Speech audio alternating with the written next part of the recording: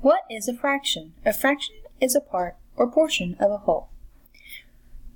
Today, the way we're talking about fractions will be directed towards first grade math students.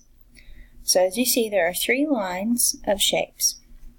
The first line of shapes is a whole shape. This means it's a fraction of 1 over 1. We have a square, a circle, a triangle, and a rectangle, and they're all colored in one solid color.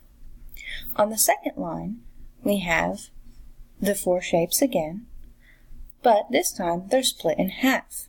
That means there are 2 parts of a whole. So, we have, for example, in the square, 1/2 is colored in blue. This would be 1 over 2. So 1/2 of a square is blue. Now if you go straight down to the other square below it that has dark blue, light blue, and yellow, you will see that yellow makes up 1/3 of the square, because there are 3 parts of a whole, or the square is divided into 3 parts, and yellow makes up 1 part of it. When you add all those parts together, you get 3 parts of 3, or 1 whole shape.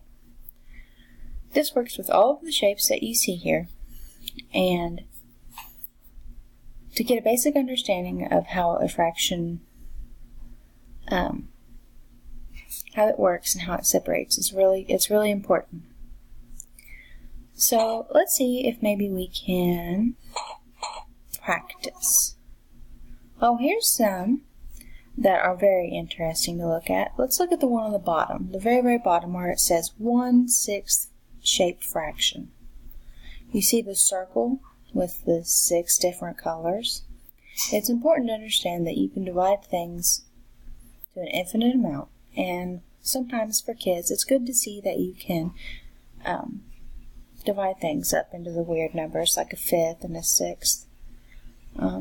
I remember having difficulty in school with that, and I think it's very neat that it is showing us this with very different colors.